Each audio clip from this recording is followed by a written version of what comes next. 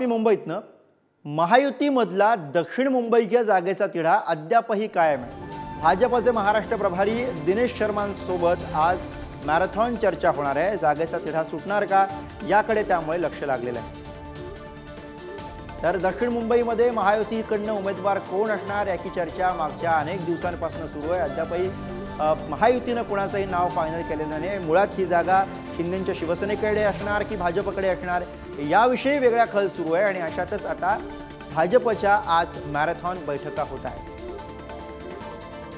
आणि याविषयी अधिक बोलूया। मुंबईतनं प्रतिनिधी विक्रांत शिंदे सध्या आपल्या सोबत आहेत। विक्रांत, दक्षिण मुंबईमधनं महायुतीचा उमेदवार कोण असणार? मुळात ही जागा भाजपकडे राहणार की शिंदेंच्या शिवसेनेकडे जाणार यावरनं बराच खल, बरीच चर्चा, बऱ्याच शक्यता मागच्या काही दिवसांपासून रंगलेल्या आहेत आणि त्यात आज होत असलेल्या या मॅरेथॉन बैठका। विक्रांत,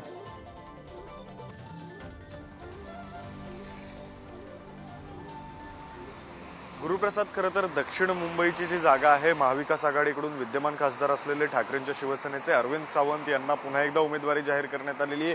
प्रचाराला सुद्धा सुरुवात झालेली आहे। मात्र अद्यापपर्यंत महायुतीकडून नेमका उमेदवार कोण असणार याबाबत स्पष्टता नाही आहे। खरं तर अनेक नावांची चर्चा सुरू आहे। म्हणजे अगदी भाजपकडून मंगलप्रभात लोढा यांच्या नावाची चर्चा सुरू आहे। विधानसभा अध्यक्ष असलेले राहुल नार्वेकर यांच्या नावाची चर्चा आहे। त्यातच एक नाव आणखीन समोर आलं ते शिंदेंच्या शिवसेनेकडून, ते म्हणजे यामिनी जाधवांचं। खरं तर काही दिवसांपूर्वी यामिनी जाधव यांनी मुख्यमंत्र्यांच्या ठाण्यातील निवासस्थानी जाऊन मुख्यमंत्री एकनाथ शिंदे यांची भेट घेतली आणि त्यानंतर या चर्चांना सुरुवात झाली। त्यानंतर माहिती अशीही समोर आली होती की यामिनी जाधव यांचं नाव जे आहे ते जवळपास निश्चित झालंय। मात्र अद्यापपर्यंत अधिकृत घोषणा झालेली नाहीये आणि जर यामिनी जाधव यांचं नाव जवळपास निश्चित झालेलं असेल किंवा तशी शक्यता असेल तर मग भाजपची आजची बैठक कोणत्या अनुषंगाने होते हे सुद्धा पाहणं महत्त्वाचं असेल।